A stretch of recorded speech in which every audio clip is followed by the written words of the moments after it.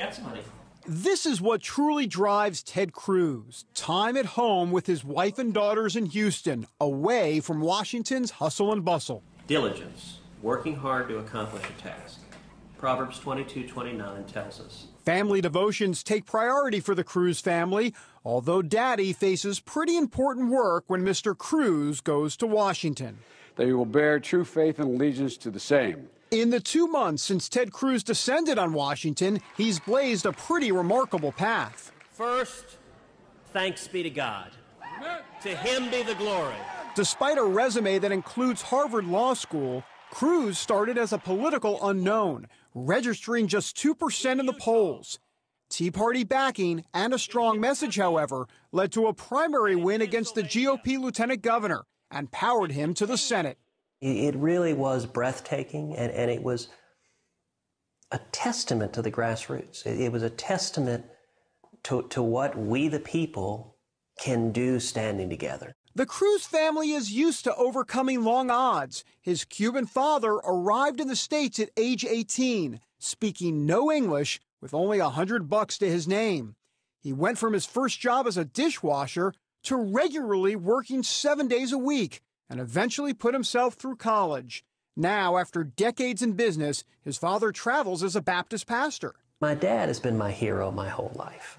But what I've always found most extraordinary about his story is how commonplace it is.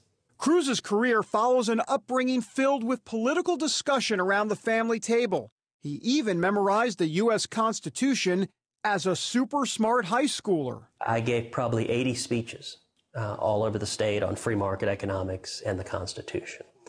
And it became really my passion. In college, Cruz began to connect the Constitution with his Christian faith. His mentor, Princeton professor and conservative Christian Robbie George, helped him embrace the concept of natural law. Life, liberty, and property, the fundamental natural rights of man, are given to every one of us by God. And the role of government fundamentally is to protect those rights. That philosophy became central to Cruz's political core.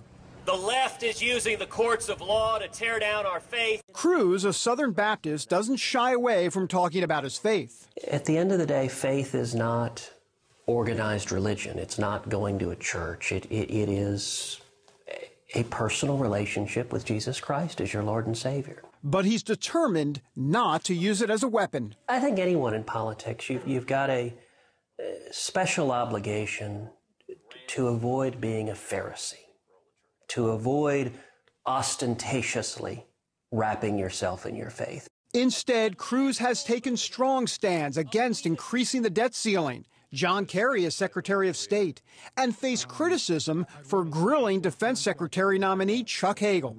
We do not know, for example, if he received compensation for giving paid speeches at extreme or radical groups. Senator Cruz has gone over the line. He basically has impugned the patriotism of the nominee. But conservatives applaud his approach. National Review ran the headline, "First Class Cruz, the next great conservative hope." Former Bush strategist Mark McKinnon has called him the Republican Barack Obama. Look, they're calling you a GOP rock star. What do you think? I try to pay very little attention to the media. It is, as you know, a fickle creature. For now, Cruz says he's focused on the job at hand, and that includes a new Republican Party. I think President Obama is the most radical president we've ever seen. But I think an awful lot of Republicans failed to stand for principle and contributed to getting us in this mess. You have a dolly bed. Let's go get your dolly bed, okay? Heidi Cruz knows her husband will stand for principle, and she learned something else about him during that uphill battle for the Senate. He only got better and better as things got tougher and tougher.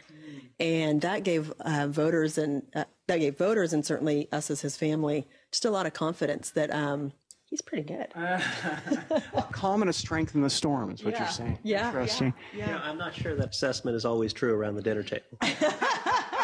But it sure is true in national politics. David Brody, CBN News, in Houston, Texas.